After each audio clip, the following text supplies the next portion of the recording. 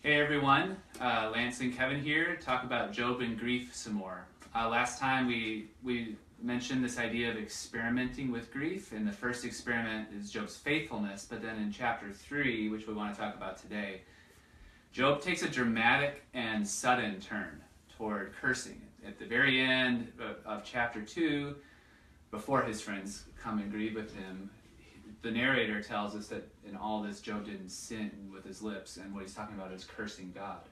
At the beginning of chapter 3, the narrator tells us that Job cursed the day that he was born. So he curses, but he doesn't curse God, rather he curses what God creates. And we don't really know what that means fully, curse God. We just know that it what means maybe bring harm to, wish harm on God. Right, or... I mean, curses are speaking a curse against somebody else would be to wish harm against them, even sort of invoke harm against them. And Job doesn't do that, but he comes really close in chapter 3.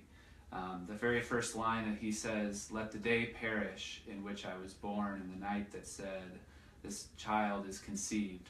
Let that day be darkness. May God above not seek it, or light shine on it." There's a reversal of God's first creation, that he speaks light out of darkness. And what Job is doing is speaking darkness, that the darkness would overcome the light.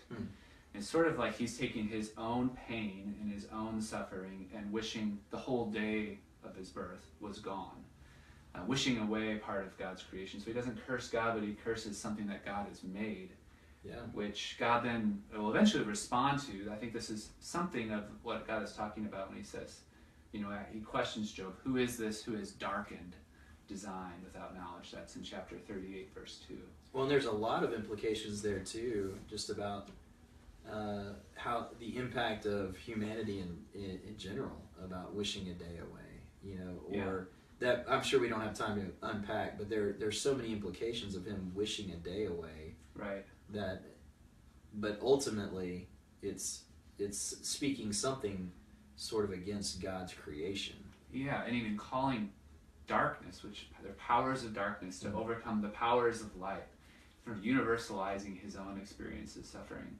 All this in some ways, it's just a really dramatic way to say, I wish I was never born. In the rest of the chapter, he will say, I wish, if I had been born, I wish I was stillborn or miscarried so that I could be at rest. My life, my suffering would be over. And I think he sort of expects, he's experienced so much trauma that he would be next, that he would die, and then when he doesn't, when God is maintaining his life, he hates it. And he laments to God, why do you give me life when all I want is to die? And so maybe if we're thinking about this as an experiment with grief, which in a lot of ways I think it's just the natural turn that he takes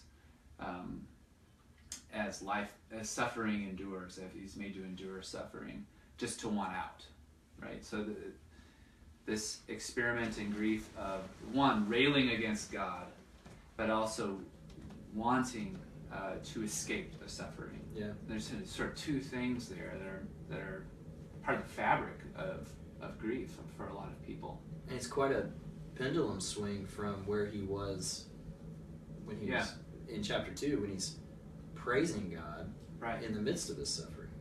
Yeah. So he quickly goes from praising God, experiment 1, to almost, not quite, but almost cursing God. Yeah, and isn't that kind of natural? I mean, I don't know.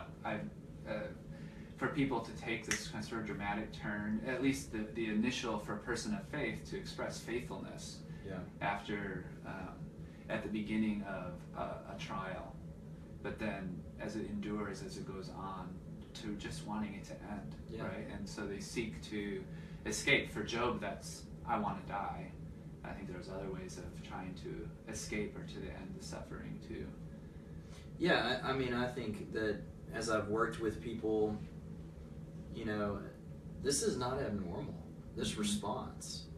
To want to, it's giving voice to their pain and wanting to get away from having to experience that pain. Sometimes it almost seems like people end up in the same place that Job is. I wish that it would have been better for me to not experience anything at all than to have to hurt this bad. Yeah, Right. Because it feels like it's too much. Yeah. And I think that is where Job starts, right? Yeah. We're going to see him stay there and kind of come back to this place, but also progress. But that's a legitimate place of suffering. And what I love about chapter 3 is that it gives voice, like you said, it sort of gives freedom to a griever to rail against God. And I'm not sure that Job is right. I think God does really correct him for darkening counsel, what he's doing here, to call light or darkness to overtake light and so on. So I think he's wrong, essentially. But that this is within the full scope of the story. It's okay. Yeah. It's almost healthy to give voice to this, even if it's not exactly theologically on track. God is gracious. God allows for it. God can take it. And he doesn't curse God. He doesn't go so far to wish harm upon God. He's really edgy in what he's saying. Yeah. And that's okay. So there's this freedom that Job 3 gives us to express not only sort of lament, but to be a person of integrity, to say what you're thinking to God, and always directing this to God. And to give your pain a voice. Yeah. Even if you're scared of what that voice is going to say. Yeah. I'm sure that Job probably is sitting there. Part of him's thinking, I can't believe I'm saying some of these things, because I've been a faithful follower my whole life of God. That Scripture makes that very clear. He is the most righteous man known at that time. Yeah. And yet here he is now experiencing great loss and trauma. Yeah. Which, by the way, loss is not the only thing that takes you to this place. Right. Yeah. Depression, anxiety. There are a lot of things that we want to escape from because of the emotional pain that it causes. Right.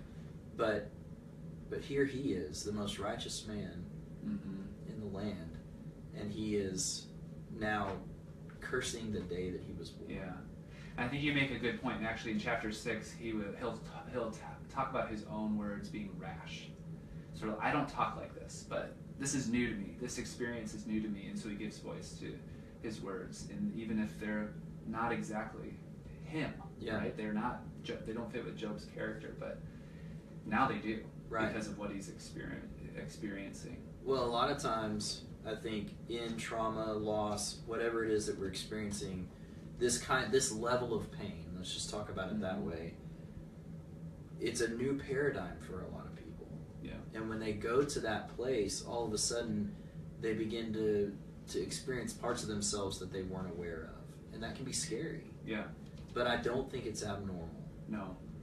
And that's why I think it's important for us, we're trying to recognize this as a legitimate experiment in grief, right? And this is not something to be shunned or to quiet. Job 3 gives you that freedom to express it. I think it's a really important chapter for that reason. We're going to see Job continue on with this in future experiments. Right.